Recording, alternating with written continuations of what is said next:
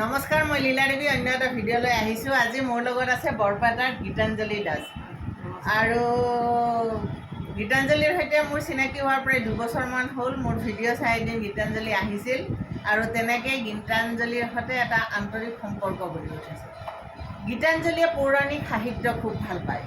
পৌৰাণিক কথাবোৰ, আমাৰ সংস্কৃতি আৰু সাহিত্যৰ লগত জড়িত হৈ থকা কথাবোৰ, আমাৰ মাটি আৰু পৃথিৱীৰ সৈতে সম্পৃক্ত হৈ থকা কথাবোৰ, ঈশ্বৰ আৰু মানুহৰ সৈতে থকা সম্পৰ্কবোৰৰ সৈতে গীতাঞ্জলিৰ খুব ভাল সম্পৰ্ক। ইয়াৰ উপৰি গীতাঞ্জলিয়ে আমাৰ বংশগত যিবিলাক কথা, আমাৰ নতুন প্ৰজন্মই বহুত কথা নাজানে। ধৰক বংশ কাক কয়, গোষ্ঠী কাক কয়, উপাধিৰ কথাবিলাক বহুত কথা নাজানে। এই ধৰণৰ কথাবিলাকৰ সৈতে গীতাঞ্জলিৰ এটা ভাল সম্পৰ্ক ৰাখিছে।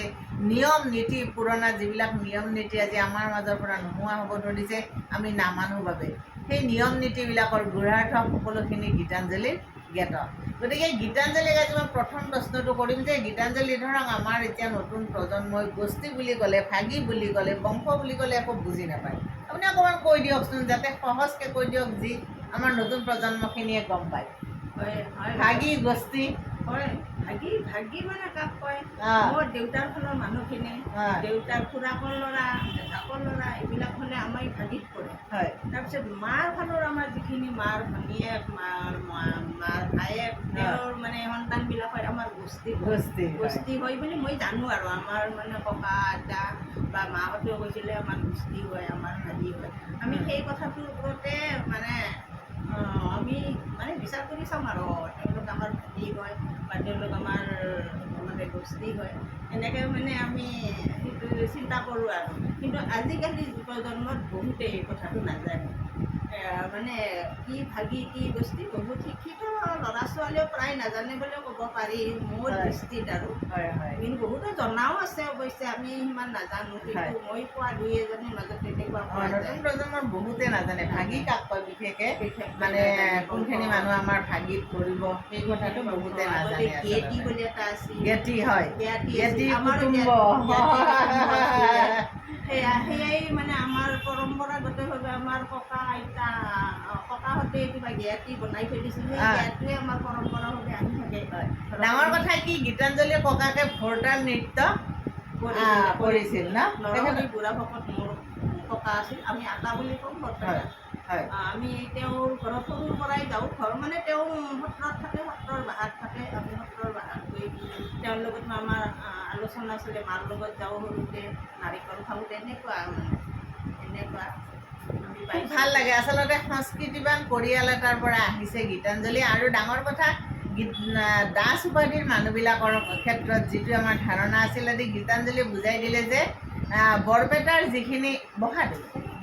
যিখিনি দাস মানুহ আছে, তেওঁলোক আচলতে মানে বিষ্ণুৰ ভক্ত, বিষ্ণুৰ দাস হৈ গৈছিল তেওঁলোকে। যেতিয়া বিষ্ণুৰ দাস তাৰমানে শংকৰদেৱে যেতিয়া মানে মাধৱদেৱে যেতিয়া সত্ৰখন পাতিলে, যেতিয়া সত্ৰখন পাতি তাতে আলোচনা কৰিলে, ধৰ্ম আলোচনা কৰিলে, তাতে চব মানুহে তেওঁৰ মানে বহুত তেওঁৰ আলোচনাত বহুত মানুহ ভক্ত হৈ গ'ল, ভক্ত হৈ তেওঁ দাস হৈ গ'ল। সেইটোৱে সেই দাসে আমাৰ বৰপেটাৰ দাস। আমাৰ মানে SC বা কৈৱৰ্তবাদ সেই নুবুজায়, আমাৰ জেনেৰেল বা আমাৰ যিখিনি সাধাৰণ জাতিৰ মানুহখিনিয়ে তাৰমানে আমি দাস, আমি বিষ্ণু দাস। এই কথাবিলাক সঁচাই, শুনিলে শুনি থাকিব মন যায়। তাৰোপৰি গীতাঞ্জলিৰ মুখেৰে এদিন মানে কিছুমান কথা শুনিম যে এই যে পুৰণি নিয়মবিলাক, আমাৰ বিয়া এখনৰ কিমানখিনি নীতি নিয়ম, তাৰপিছত আমাৰ সৰু বিয়াৰ যিবিলাক নীতি নিয়ম, সেই নীতি নিয়মবিলাকৰ বিষয়ে গীতাঞ্জলি খুব ধুনীয়াকৈ জানে। আৰু ডাঙৰ কথা, গীতাঞ্জলিৰ ভণ্টীয়ে যথেষ্ট লিখা পঢ়া কৰা আৰু কিতাপ লিখিছে, ভালেকেইখন সম্পাদনাও কৰিছে। আজি কেইখনমান কিতাপ গীতাঞ্জলিয়ে লৈ আহিছে। এইখন চাণক্যৰ নীতি আনিছে, এইখন তেখেতৰ মন্দাক্ৰান্তা, এইখন তোমাৰ নাম, এইখন কবিতা পুথি আনিছে ভনীয়েকৰ, আৰু এইখন জনাক সম্পাদনা কৰি উলিয়াইছে।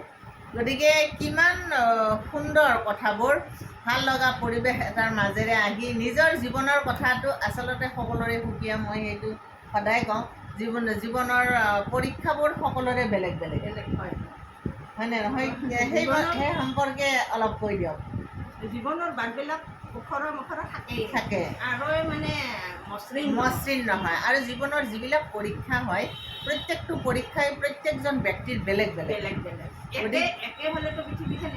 একে হৈ থাকিলহেঁতেন সেইকাৰণে কোৱা হয় যে প্ৰত্যেকজন ব্যক্তিৰ পৰা শিকিবলগীয়া আমি বহুত কথা থাকে প্ৰত্যেকজন ব্যক্তিয়ে এখন এখন ডাঙৰ উপন্যাস আমি তেওঁলোকৰ জীৱনৰ পৰা শিকিবলগীয়া বহুত কথা আছে গীতাঞ্জলিৰ জীৱনৰ পৰাও শিকিবলগীয়া বহুত কথা আছে তাৰ ভিতৰত আটাইতকৈ শিকিবলগীয়া কথাটো হ'ল সহিষ্ণুতা গীতাঞ্জলি যথেষ্ট সহিষ্ণু ধৈৰ্যৱান আৰু তাৰ উপৰিও পুৰণি নীতি নিয়মখিনিক যিটো এটা বাট দেখুওৱাৰ চেষ্টা কৰিছে গীতাঞ্জলি সেইটোও কিন্তু যথেষ্ট প্ৰশংসনীয় বহুত বহুত ধন্যবাদ বহুত ভাল লাগিল লগ পালোঁ বহুত ধন্যবাদ